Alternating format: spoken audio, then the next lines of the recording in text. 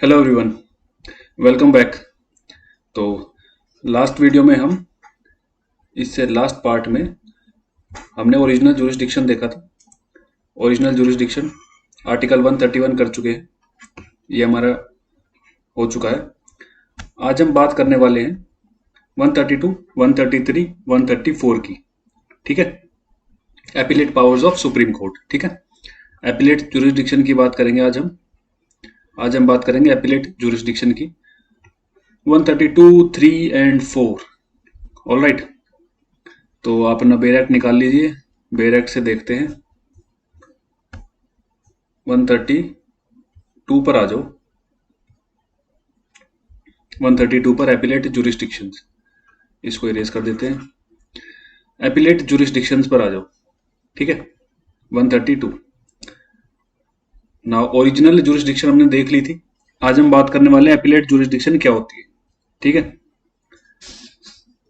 तो स्टार्ट करते हैं। An appeal shall lie to supreme court from any judgment, decree, or final order of High Court in the territory of India, whether in civil, criminal, or other proceedings. ठीक है, if the High Court certifies under Article 134A, if the High Court certifies under Article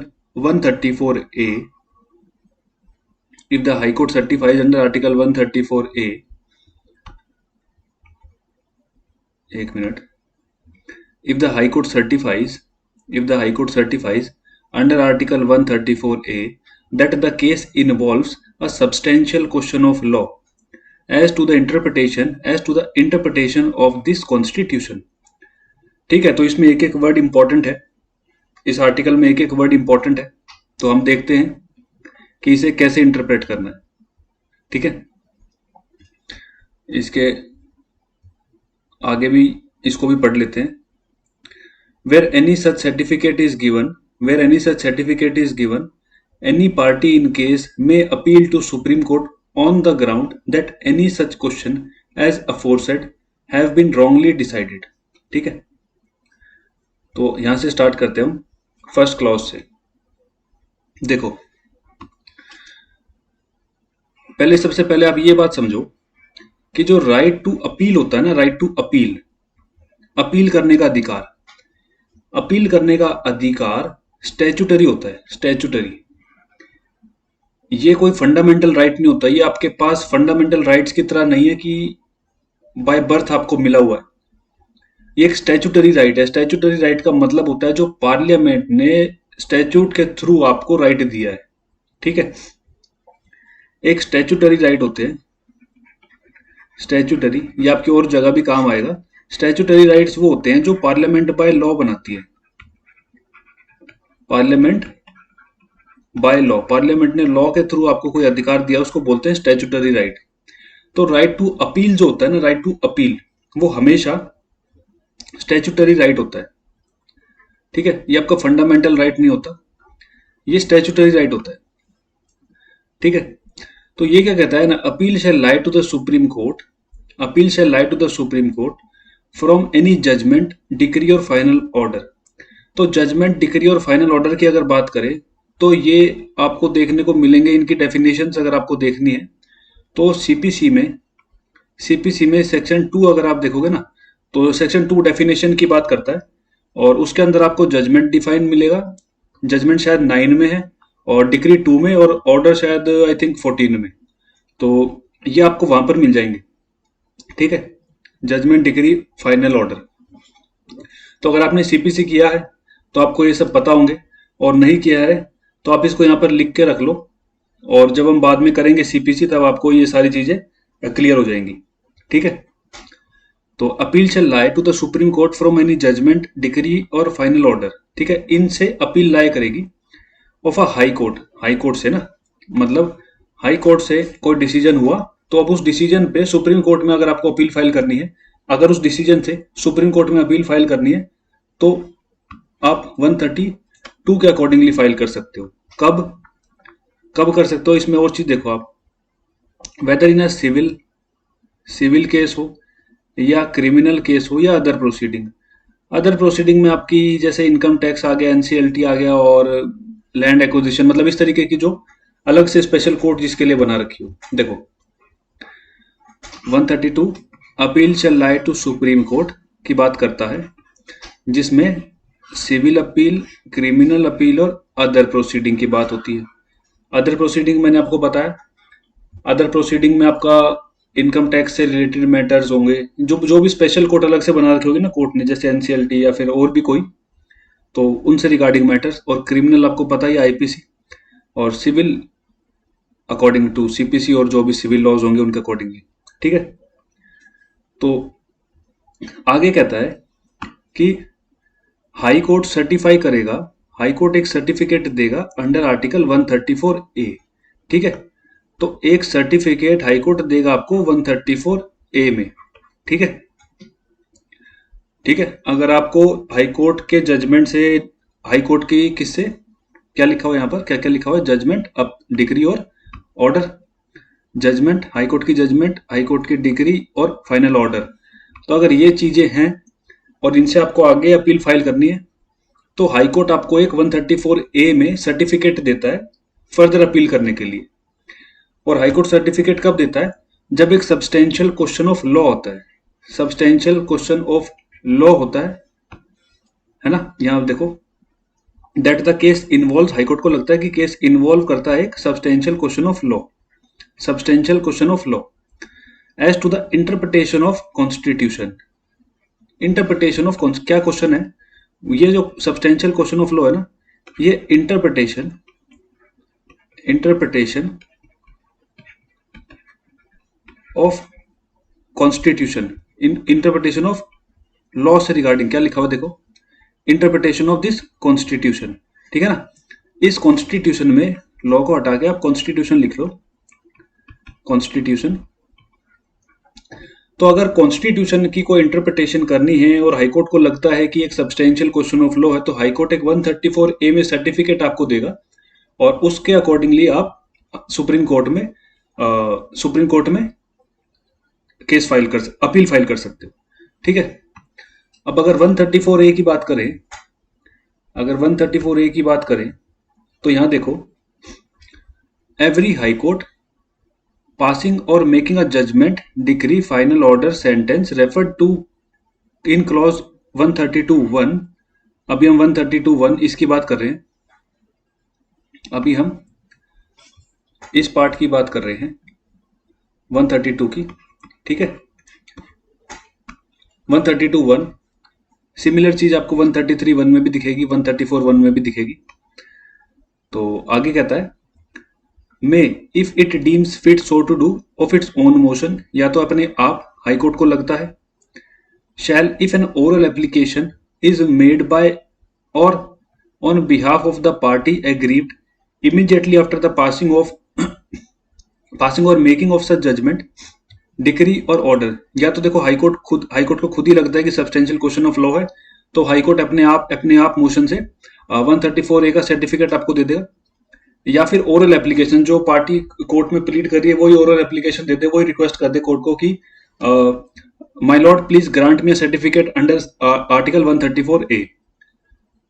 ठीक है ना, appeal करने के लिए। तो oral application वो वहीं पर ओरली मूव कर देंगे, मतलब बोल देंगे जस्टिस को, और on behalf of the party aggrieved, या तो खुद या पार्टी एग्रीव्ड के बिहाफ पर, इमीडिएटली आफ्टर द पासिंग और making of such judgment, decree, final order और सेंटेंस। जैसे ही कोर्ट उसको पास करता है डिग्री, फाइनल ऑर्डर, सेंटेंस, उसी टाइम पर वहीं पर रिक्वेस्ट कर देंगे। तो एक तो कोर्ट ने खुद ही कर दिया पास, और एक पार्टी के कहने पर ओरल एप्लीकेशन पर हो गया। Determine as soon as may be after such passing और making the question whether a certificate of the nature referred to in 132(1), 133(1) और 134(1) सी में in respect of the case. ठीक है ना, मतलब वही बात है कि 134 में सर्टिफिकेट कोर्ट देगा, हाईकोर्ट। और हाईकोर्ट कब देगा, जब हाईकोर्ट को लगेगा कि सब्सटेंशियल क्वेश्चन ऑफ लॉ है इसमें। ठीक है, तो जब पार्टी रिक्वेस्ट करे कोर्ट को, या फिर कोर्ट अपने आप अपने मोशन से भी कर सकता है। तो ये 134 ए में लिखा हुआ है। ठीक है ना, तो 134 ए सर्टिफिकेट प्रोवाइड करता है ठीक है, हाई कोर्ट प्रोवाइड करता है। जब हाई कोर्ट जजमेंट पास करेगा तो 132 में 134 और ये 133 इन तीनों के लिए हाई कोर्ट 134 ए का सर्टिफिकेट प्रोवाइड कर सकता है। ठीक है, जब भी अपनी जजमेंट ऑर्डर डिक्री जो भी पास करेगा हाई कोर्ट, फाइनल ऑर्डर जो भी देगा, और उसमें अगर लगता है कोर्ट को या फिर ओरल एप्लीकेशन आती है कोर्ट के पास, तो कोर्ट 134 ए का सर्टिफिकेट ग्रांट कर सकता है। ठीक है, और ये सर्टिफिकेट मिलने के बाद आप सुप्रीम कोर्ट में अपील फाइल कर सकते हो अपने मैटर की। ठीक है, तो 132 में जो एक बात इंपॉर्टेंट है वो ये 132 बात करता है इंटरप्रिटेशन ऑफ दिस कॉन्स्टिट्यूशन की। ठीक है, ये बात ध्यान रखना। ये बात क्या, कौन सी बात होगी? जब इंटरप्रिटेशन ऑफ कॉन्स्टिट्यूशन की बात आएगी तो अपील जाएगी 132 में, अपील जाएगी 132 में। ठीक है, ठीक है, फिर क्या कहता है, where such a certificate is given any party in the case may appeal to the supreme Court on the ground that any such question as aforesaid has been wrongly decided. जब ऐसा कोई सर्टिफिकेट मिल जाए तो कोई भी party supreme court में जा सकती है किसी भी इशू को लेकर कि ये रॉन्गली डिसाइड हो रखा है। ठीक है ना, तो 132 में कब जाएगी पार्टी? जब कॉन्स्टिट्यूशन की इंटरप्रिटेशन की बात आएगी। ठीक है ना, जब इंटरप्रिटेशन किसका होगा? Interpretation of constitution. कॉन्स्टिट्यूशन में कोई प्रोविजन है जिससे रिगार्डिंग डिस्प्यूट है, तो 132 में जाएगी पार्टी। अब आगे आ जाते हैं 133 में, आगे आ जाओ 133 में। 132 आ गया समझ में, 133 में आ जाओ। यहां पर 133 किस बारे में बात करता है? देखो, an appeal shall lie to Supreme Court from any judgment, decree, final order in civil proceedings. ये पर्टिकुलरली सिविल प्रोसीडिंग की बात करता है। ठीक है, वहां पर ऐसी कोई बात नहीं थी, ये सिविल प्रोसीडिंग की बात करता है। Of a high court in the territory of India if the high court certifies under article 134 A. वही सेम चीज हाई कोर्ट अगर सर्टिफिकेट दे दे 134 ए में। ठीक है, हाई कोर्ट अगर सर्टिफिकेट दे दे 134 ए में, ये पास करते time, judgment decree final order pass करते टाइम, तो आप अपनी अपील को सुप्रीम कोर्ट में लेकर जा सकते हो। और यहां पर आ जाओ पहले। हाँ, यहां देखो, that the case involves, case क्या इन्वॉल्व करता है? Substantial question of law. ठीक है, of general importance, of general importance. देखो ऊपर क्या था 132 में, 132 में क्या था? यहां पर क्या लिखा हुआ है? General importance. और 132 में क्या लिखा हुआ था? 132 में अगर मैं आपको दिखाऊं तो 132 में लिखा हुआ था substantial question of law as to the interpretation of this constitution. तो 132 पर्टिकुलरली इंटरप्रिटेशन ऑफ कॉन्स्टिट्यूशन की बात कर रहा है। वेयर एज अगर हम बात करें 133 की, तो ये बात कर रहा है general importance, general importance, general importance, substantial question of law, general importance. तो जनरली में एक ब्रॉड टर्म आ जाता है, लेकिन 132 पर्टिकुलरली कॉन्स्टिट्यूशन की इंटरप्रिटेशन की बात करता है। आगे देखते हैं। That in the opinion of the High Court, the said question needs to be decided by the Supreme Court। ठीक है ना, और हाई कोर्ट को भी लगता है कि ये क्वेश्चन सुप्रीम कोर्ट को डिसाइड करना चाहिए। Notwithstanding anything in Article 132, notwithstanding in Article 132, any party appealing to the Supreme Court under Clause 1 may urge as one of the grounds in such appeal that a substantial question of law as to the interpretation of this constitution has been wrongly decided। ठीक है, अब देखो ये बताओ मेरे को, आप ये पार्ट बताओ, आप अपने आप पढ़ो इसको और समझो कि ये क्या कहना चाह रहा है, फिर मैं आपको बताता हूं। दोबारा पढ़ लो इसको एक बार अपना आराम से, वीडियो को पॉज करो और इसको आराम से पढ़ लो एक बार, और खुद समझने की कोशिश करो एक बार कि ये क्या कह रहा है। मैंने आपको इतनी स्टोरी बताई अभी तक, तो आप उसको इस पे अप्लाई करो। देखो, notwithstanding anything in article 132, article 132 में कुछ भी लिखा हो, any party appealing to the supreme court under clause 1, कोई भी पार्टी जो क्लॉज 1 में अपील कर रही है यहां पर, may urge as one of the grounds, may urge as one of the grounds in such appeal that a substantial question of law as to the interpretation of this constitution has been wrongly decided। अब यहां पर क्या आ गया? यहां पर again ये आ गया। ठीक है, इसका क्या मतलब हुआ भाई? इसका मतलब ये हुआ, सपोज सपोज आपको लगा कि इंटरप्रिटेशन ऑफ कॉन्स्टिट्यूशन की बात नहीं है, सिविल मैटर है, और सिविल मैटर में जनरल इंपॉर्टेंस का मैटर आपको लगा। आप कोर्ट गए, आपने अपील फाइल करी हाई कोर्ट से, हाई कोर्ट से अपील फाइल करी, आप सुप्रीम कोर्ट में गए, आपको लगा सिविल मैटर है और सिविल मैटर में जनरल इंपॉर्टेंस का मैटर है, आपने 134A का सर्टिफिकेट ले लिया और सर्टिफिकेट लेके आप कोर्ट में चले गए। ठीक है, वहां पर जाकर पता चला कि इसमें तो इंटरप्रिटेशन ऑफ कॉन्स्टिट्यूशन की भी बात है, इसमें तो जो इशू है उसमें इंटरप्रिटेशन ऑफ कॉन्स्टिट्यूशन की भी बात है। तो क्या आपको दोबारा 132 में फाइल करना पड़ेगा? क्या आपको दोबारा 134A का सर्टिफिकेट लेना पड़ेगा? क्या होगा प्रोसीजर? तो ये कहता है कि घबराओ मत, अगर ऐसी कोई सिचुएशन है तो आर्टिकल 132 में कुछ भी लिखा हो, उसी मैटर में जो आपने फाइल किया हुआ है 133 में, अगर उसमें ऐसा कुछ आ जाता है कि इंटरप्रिटेशन ऑफ दिस कॉन्स्टिट्यूशन की बात आ गई बीच में, तो उसको भी सुप्रीम कोर्ट उसको भी डिसाइड कर सकता है और इस इशू को पार्टी रेज कर सकती है उसी मैटर में। ठीक है, ठीक है। 133(2) कहता है, अगर लेटर फाउंड, आपको केस फाइल करने के बाद पता चला कि इसमें कोई कॉन्स्टिट्यूशनल क्वेश्चन भी है, तो नो डाउट आप उसको उसी केस में रेज कर सकते हो और यहीं पर सुप्रीम कोर्ट इसको डिसाइड कर सकता है।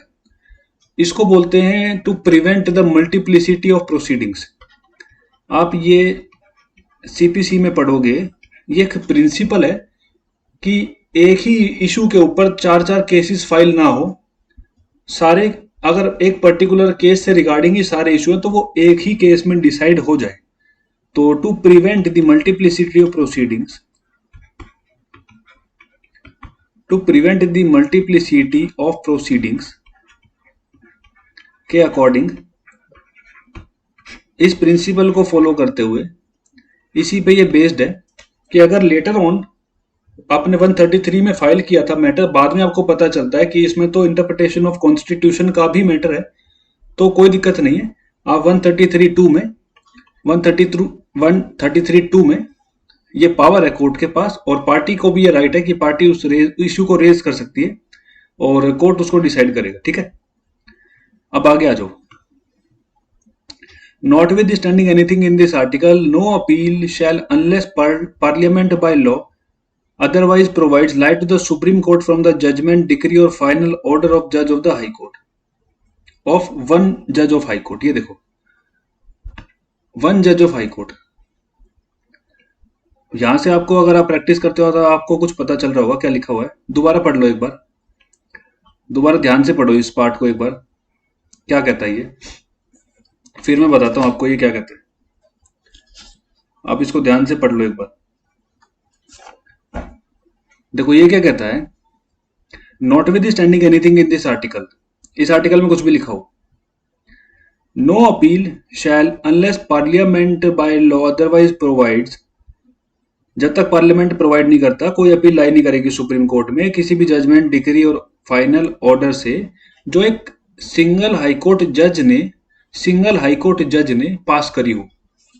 सिंगल हाईकोर्ट जज ने 133(2) क्या कहता है, 133(3) क्या कहता है, अगर हाईकोर्ट के एक सिंगल जज ने कोई जजमेंट पास करी हाईकोर्ट के सिंगल जज ने, तो उसकी कोई अपील नहीं होगी सुप्रीम कोर्ट में, कोई अपील नहीं होगी उसकी सुप्रीम कोर्ट में, जब तक पार्लियामेंट बाय लॉ कुछ प्रोवाइड नहीं करता ना।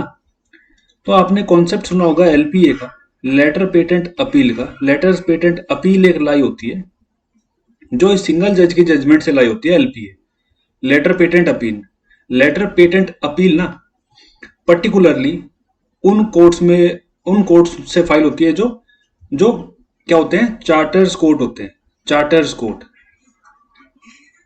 भाई हाई कोर्ट का सिंगल जज था, उसने कोई डिसीजन दिया तो वो उसकी अपील आप डिवीजन कोर्ट में फाइल कर सकते हो, एलपीए फाइल कर सकते हो, उसके लिए एलपीए डिवीजन कोर्ट में फाइल कर सकते हो। और ये पावर किसके पास है, ये राइट कहां पर अवेलेबल है, ये जो चार्टर्स कोर्ट थे, चार्टर्स कोर्ट, आपने चार्टर्स एक्ट पढ़े होंगे तो वहीं से चार्टर्स कोर्ट आप अगर आपने वो नहीं पढ़ा तो आप उसको पढ़ना, लेकिन यहाँ पर पर्टिकुलरली आपको इतनी इंफॉर्मेशन काफी है कि जो चार्टर्स कोर्ट हैं, उन चार्टर्स कोर्ट से एलपीए फाइल होती है, ठीक है। अगर सिंगल जज ने कोई जजमेंट पास कर दी, सिंगल जज ने कोई जजमेंट पास कर दी, तो उसकी कोई अपील नहीं होती, ये कहता है 133(3), ठीक है। लेकिन लेकिन जो चार्टर्स कोर्ट है वहां पर एक प्रोविजन होता है एलपीए का, लेटर पेटेंट्स अपील। और चार्टर्स कोर्ट कौन कौन से हैं? कलकत्ता, मद्रास, बॉम्बे और इलाहाबाद, और पहले लाहौर भी था, ठीक है। लेकिन पाकिस्तान वो डिवीजन होने के बाद सारी चीजें, तो वो पावर कहां पर आ गई? वो दिल्ली के पास आ गई थी। तो आज के टाइम में कलकत्ता, मद्रास, बॉम्बे, इलाहाबाद और दिल्ली हाई कोर्ट, ये चार्टर्स कोर्ट भी कहलाते हैं। ये काफी टाइम पहले चार्टर्स कोर्ट भी कहलाते थे। तो इनके पास लेटर पेटेंट अपील वाली पावर है। मतलब अगर सिंगल जज ने, हाई कोर्ट के सिंगल जज ने कोई जजमेंट पास कर दी, हाई कोर्ट के सिंगल जज ने कोई जजमेंट पास कर दी, तो जनरल रूल है कि उसकी कोई अपील नहीं होगी। ये 133 में लिखा हुआ। लेकिन लेकिन उसकी लेटर पेटेंट अपील हो सकती है, जो डिवीजन बेंच के पास जाएगी, सुप्रीम हाई कोर्ट में ही डिवीजन बेंच के पास वो अपील जाएगी। और ये चार्टर्स कोर्ट में होता है, और चार्टर्स कोर्ट ये है, ठीक है। ठीक है, ऑल राइट। अब 134 देख लेते हैं। एलपीए बता दिया मैंने आपको, लेटर पेटेंट्स अपील यही होता है जब सिंगल हाईकोर्ट जज की अपील जाए डिवीजन बेंच में, ठीक है। अब आगे बात करते हैं, 134 पे आ जाओ। 134 पर देखो, इतनी चीज सफिशिएंट है जो मैं आपको बता रहा हूँ आपके समझने के लिए, एग्जाम के लिए और इन सारी चीजों के लिए। बाकी ज्यादा डीप में आपको, अगर आप प्रैक्टिस करते हो तो that is a different thing, तो आपको केसेस के इंफॉर्मेशन भी होनी चाहिए। लेकिन अगर आप एग्जाम पॉइंट ऑफ व्यू से और बेसिकली आपको कोई भी एग्जाम देना, अगर उस पॉइंट ऑफ व्यू से अगर आप पढ़ रहे हो, तो what ever I am telling is that is more than sufficient, है ना, आपके लिए सफिशिएंट है। तो क्योंकि इसी तरीके के क्वेश्चंस आपको मोस्टली आपको इसी तरीके के क्वेश्चंस आपको देखने को मिलेंगे। तो 134 देखना हमें, ठीक है ना, ठीक है। तो an appeal shall lie to the supreme court from any judgment, यहां पर भी देख लो जजमेंट, फाइनल ऑर्डर, लेकिन यहां पर ये चेंज आ गया एक क्रिमिनल मैटर में सेंटेंस का, ठीक है ना, सेंटेंस का। आपको ऊपर क्या मिल रहा था, अगर मैं आपको दिखाऊं कि आपको सिविल कोर्ट में क्या मिल रहा था, सिविल कोर्ट में जजमेंट, डिक्री और फाइनल ऑर्डर, ठीक है ना। तो यहाँ पे डिक्री तो होती नहीं है, अगर आपको पता हुआ क्रिमिनल मैटर्स में, तो क्रिमिनल मैटर्स में सेंटेंस होता है, डिक्री नहीं होती है, डिक्री होती है सिविल मैटर्स में। तो यहाँ पर सेंटेंस है, ठीक है। In criminal proceedings of a high court in the territory of India. अब पहले आप सी पढ़ो, सी पढ़ते हैं पहले, फिर बाद में देखेंगे ए और बी को। ये क्या हुआ? तो पहले सी पढ़ते हैं, फिर देखेंगे बाद में ए और बी को। तो certifies under article 134A that the case is a fit one for appeal to the supreme court, ठीक है। यही सर्टिफिकेट की बात हो गई, सर्टिफिकेट की बात हो गई। तो सर्टिफिकेट 132 में भी लेना है, 133 में भी और 134 में भी। 134A का सर्टिफिकेट होता है, क्लियर। इसमें तो आई थिंक अब कोई डाउट नहीं होगा आपको। अब आ जाओ ए में, ए में आ जाओ। अब ए क्या कहता है, has an appeal reversed, as an appeal reversed or an order of acquittal of an accused person and sentence him to death, of an accused person and sentence him to death। ये क्या कहता है, ये क्या कहता है कि district court से, ये क्या हो रहा है,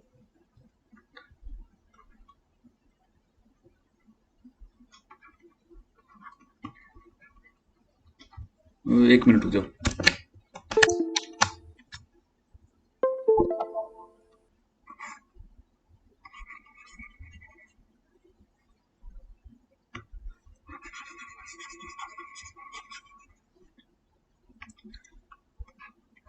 हाँ, तो ये क्या कह रहा है कि डिस्ट्रिक्ट कोर्ट से एक डिक्री या सेंटेंस पास हुआ, सपोज सेंटेंस पास हुआ, क्रिमिनल की बात करें तो सेंटेंस पास हुआ और हाई कोर्ट में उसकी अपील आती है, हाई कोर्ट में उसकी अपील आती है। सपोज यहां से सेंटेंस पास हुआ और इस सेंटेंस में क्या हुआ था, इस सेंटेंस में एक्विट कर दिया गया था, एक्विट कर दिया गया। यहां पर देखो क्या लिखा हुआ है, हैज एन अपील रिवर्स्ड और order of acquittal of an accused person and sentence him to death. मतलब डिस्ट्रिक्ट कोर्ट ने एक सेंटेंस दिया था जिसमें एक्यूज्ड को एक्विट कर दिया गया, ठीक है, यहां से एक्विटल हो गया, ठीक है। और अब इस सेंटेंस की अपील जाती है हाई कोर्ट में, हाई कोर्ट में। और हाई कोर्ट क्या करता है, हाई कोर्ट क्या करता है, high court death directly directly acquittal से डेथ सेंटेंस देता है, ठीक है। अब पढ़ो अब इसको, has on appeal reversed an order of acquittal, एक एक्विटल की डिग्री, एक्विटल था डिस्ट्रिक्ट कोर्ट से, जिसको कोर्ट हाई कोर्ट ने क्या किया, उसको रिवर्स करके डेथ सेंटेंस दे दिया of an accused person sentence him to death. तो इस केस में अब जब डेथ सेंटेंस हुआ तो इस केस में आपके पास राइट है कि आप सुप्रीम कोर्ट में अपील फाइल कर सकते हो, ठीक है। बी में आ जाओ, B has withdrawn for trial, has withdrawn for trial, यहां से पढ़ोगे ना आप तो ज्यादा क्लियर होगा। The high court has withdrawn from for trial before itself any case from any court subordinate to its authority and has in such trial convicted the accused person and sentenced him to death।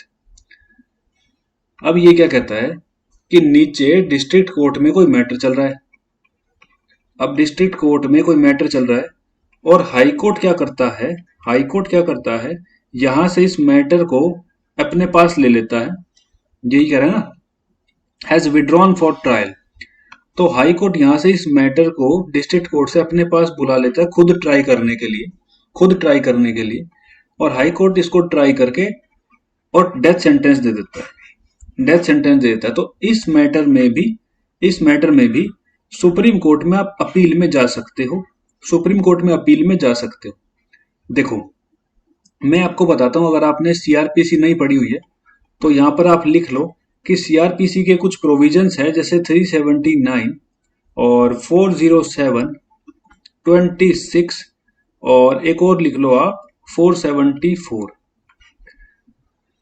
तो ये कुछ CrPC के provisions हैं जो आपको बताएंगे कि high court की पावर है, हाई कोर्ट कब ट्राई कर सकता है, किस मैटर को अपने पास बुला सकता है, ठीक है, हाई कोर्ट की अपीलेट पावर क्या है, ये सारी पावर्स आपको सीआरपीसी में हाई कोर्ट की इन सारे सेक्शंस में आपको देखने को मिलेंगी। तो अभी हम सीआरपीसी नहीं कर रहे हैं तो उसमें जाने का कोई पर्पस होगा नहीं, तो मैंने आपको बता दिया कि आपको प्रोविजंस यही मिलेंगे सीआरपीसी में। और 134 ये कहता है कि अगर डिस्ट्रिक्ट कोर्ट से आपने कोई मैटर विड्रॉ किया था हाई कोर्ट ने और हाई कोर्ट ने उसको डिसाइड किया और उसमें डेथ सेंटेंस अगर प्रोवाइड कर दी तो सुप्रीम कोर्ट के पास अपील फाइल हो सकती है, ठीक है। आगे आ जाओ, provided that an appeal under clause C shall lie to subject to provisions as made in behalf in clause 145 and to such conditions as the high court may establish और require, ठीक है ना। तो अकॉर्डिंग टू 145, ये 145 जो है ना supreme court के रूल्स के है। अगर आप देखोगे 145 में रूल्स ऑफ कोर्ट की बात करता है, ये रूल्स ऑफ कोर्ट की बात करता है, रूल्स ऑफ कोर्ट की बात करता है। तो इसमें आप देखोगे तो ये क्या कह रहा है, क्लॉज 1 ऑफ 145, क्लॉज 1 ऑफ 145 में जो रूल्स दे रखे हैं उसके अकॉर्डिंगली ये फाइल होगी, ठीक है, उसके अकॉर्डिंगली ये फाइल होगी। तो आपको वहां पर कई रूल्स मिलेंगे। अगर मैं देखूं कितने हैं तो ए से लेकर जे तक है, ए से लेकर जे तक है, आप अपने बेयर एक्ट में देख सकते हो। एक चीज और बताता हूं आपको, एक चीज और बताता हूं यहां पर 145 की अगर बात आई तो अगर आप 145 3 देखोगे, 3 आई थिंक, अगर आप 145 3 देखोगे तो जो कॉन्स्टिट्यूशनल कोर्ट की बात होती है ना, जब कॉन्स्टिट्यूशनल बेंच होती है, 145 3 देखोगे तो जब कॉन्स्टिट्यूशनल बेंच की बात आती है ना कि कॉन्स्टिट्यूशनल बेंच बैठेगी, कॉन्स्टिट्यूशनल बेंच इसको डिसाइड करेगी मैटर को। तो कॉन्स्टिट्यूशनल बेंच में हमेशा 5 जजेस होते हैं, 5 जजेस। सपोज सुप्रीम कोर्ट में कॉन्स्टिट्यूशनल बेंच डिसाइड कर रही है ना किसी मैटर को, तो वहां पर 5 जजेस होंगे। ये लिखा हुआ है 145 में, आप उसको देख सकते हो। 145(3) में आओ, देखो the minimum number of judges who are to sit for the purpose of deciding any case involving a substantial question of law as to interpretation of constitution, interpretation of constitution की जो बात है, or for the purpose of hearing any reference under article 143 shall be 5। ठीक है, shall be 5। तो आप इसको ना ये 132 जो आपका कॉन्स्टिट्यूशन का बेयर एक्ट है उसमें 132 के पास यहां पर लिख सकते हो, यहां पर लिख लो आप रेड विद 145(3), क्योंकि कॉन्स्टिट्यूशन की बात इंटरप्रिटेशन ऑफ कॉन्स्टिट्यूशन है। इंटरप्रिटेशन ऑफ कॉन्स्टिट्यूशन कौन करता है? Constitutional court. तो और कॉन्स्टिट्यूशनल कोर्ट में कितने जजेस होंगे? 5 जजेस, मतलब कॉन्स्टिट्यूशनल बेंच जो होंगी उसमें 5 जजेस होंगे, 5 जजेस, 5। ठीक है, 5 जजेस होंगे। तो एक ये पॉइंट था, मैंने आपको बता दिया। 133 134 हमने कर लिया, 134A हमने कर लिया। ठीक है, यहां पर तो वही है कि पार्लियामेंट, ये इसको पढ़ लो एक बार। पार्लियामेंट में बाय लॉ और law confer on the Supreme Court any further power to entertain and hear appeals from any judgment, final order or sentence in a criminal proceeding of a high court in the territory of India, subject to such conditions and limitations as may be specified in such law।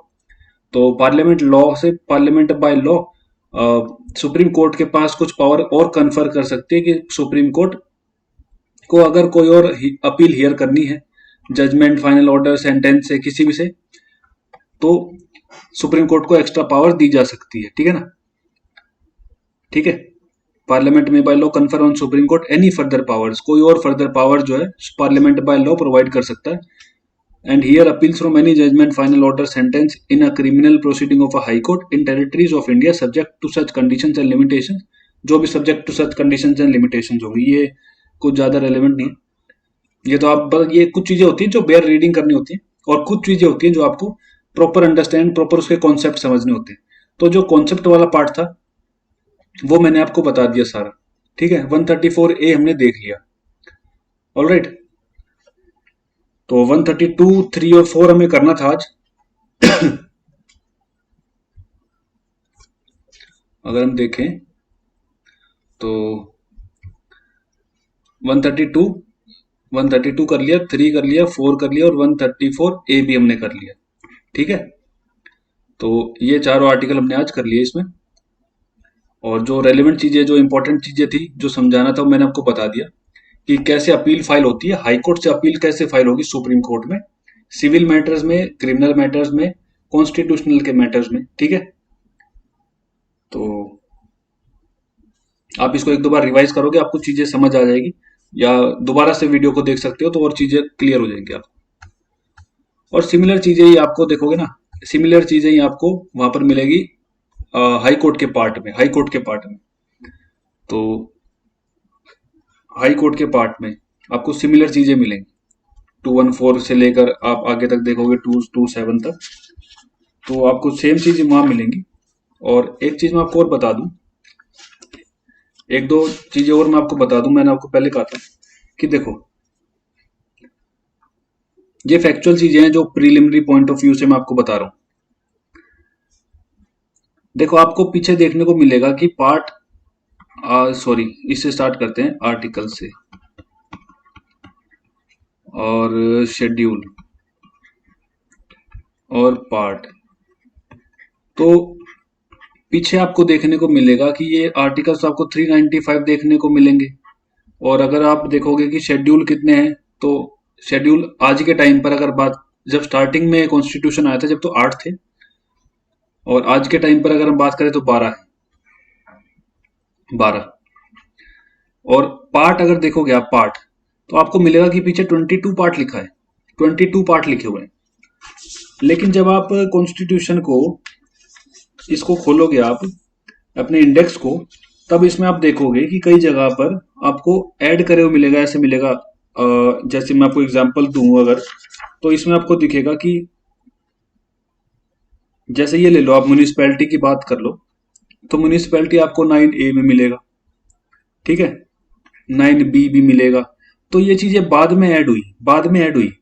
तो इस इन add होने की वजह से क्या हुआ, जो ये पार्ट है ना, पार्ट 22 से 25 है आज के टाइम पर, ये पार्ट 25 है, क्योंकि ये चीजें बीच बीच में ऐड हो गई। तो लास्ट में तो पार्ट नहीं पड़े, लास्ट में तो पार्ट नहीं पड़े। और इसी के साथ में आप देखोगे कि फंडामेंटल ड्यूटीज भी बढ़ी हुई हैं। ये देखो, फंडामेंटल ड्यूटीज भी ऐसे लिखा हुआ मिलेगा आपको। तो इस वजह से पार्ट्स जो है 25 है, और शेड्यूल आज के टाइम पर 12 है। आपको ये देखना है, आपको ये एक आपका आपकी ड्यूटी होगी, आपको ये देखना है कब कब अमेंडमेंट्स आई और कौन कौन से अमेंडमेंट से क्या क्या हुआ। और सिमिलरली इसी तरीके से आप देखोगे कि आर्टिकल्स भी 468 है मेरी काउंटिंग के हिसाब से। आप काउंट कर लेना, आपको अगर ऊपर नीचे मिले तो, लेकिन मेरी काउंटिंग के हिसाब से 468 आर्टिकल्स है। तो अगर आपको एग्जाम में इस तरीके का क्वेश्चन आता है तो कहीं आप कंफ्यूज हो जाओ कि और आप मार्क कर दो 395, 8 या 22, तो आपका गलत हो जाएगा आंसर। आज के टाइम पर 468 समवेयर अराउंड आर्टिकल्स हैं, और 12 शेड्यूल है, और पार्ट 25 है, ठीक है। एक ये चीज मेरे को आपको बतानी थी,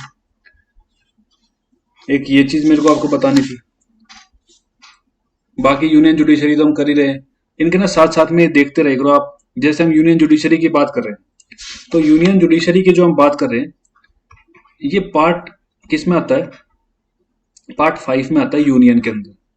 और पार्ट 5 का चैप्टर कौन सा है ये, पार्ट 5 का चैप्टर कौन सा है, पार्ट 5 का चैप्टर 4 है, पार्ट 5 का चैप्टर 4 है, अगर हम यूनियन जुडिशरी की बात करें तो, ठीक है, ठीक है। ये चीजें आपको, ये फैक्चुअल चीजें हैं जो मैं आपको बता रहा हूँ कि आपको किस तरीके से क्या क्या चीजें देखनी होती हैं कि आपके एग्जाम में आपको हेल्प करे। और इससे आगे अगर आप आओ, इससे आगे आ जाओ, जब आप हाई कोर्ट की बात करते हो, तो हाई कोर्ट की बात जब आप करते हो, तो उसमें आप देखोगे कि वो पार्ट क्या है हाई कोर्ट का। हाई कोर्ट स्टेट्स के अंदर में आता है ना, स्टेट्स के अंदर में। तो हाई कोर्ट का जो पार्ट आता है ना, वो पार्ट तो है 6, पार्ट तो 6 है, लेकिन जो चैप्टर है वो पार्ट 6 में, पार्ट 6 के अंदर आपको मिलेगा चैप्टर चैप्टर 5, चैप्टर 5, ठीक है। तो ये चीजें भी आपको नोट करनी होती है, ये चीजें भी आपको देखनी होती है, कितने पार्ट हैं, कौन से पार्ट में हम पढ़ रहे हैं। अभी हम सुप्रीम कोर्ट की बात करें तो हम इसको इधर पढ़ रहे हैं पार्ट 5 के चैप्टर 4 में, ठीक है। हाई कोर्ट की बात करें तो ये पार्ट 6 के चैप्टर 5 में फॉल करता है, ठीक है। तो ये सारी चीजें टाइम टू टाइम, अभी तो आप आर्टिकल्स पढ़ रहे हो, लेकिन आपको धीरे धीरे इंडेक्स का भी माइंड में होना चाहिए। इंडेक्स में क्या है, कहां पर लिखा हुआ है, क्या लिखा हुआ है, कौन सी अमेंडमेंट थी, ये सारी चीजें पॉलिटी के अंदर आती हैं। और इन सारी चीजों से क्वेश्चंस काफी आपको देखने को मिलते हैं, काफी क्वेश्चंस इन चीजों से फॉर्म होते हैं, ठीक है।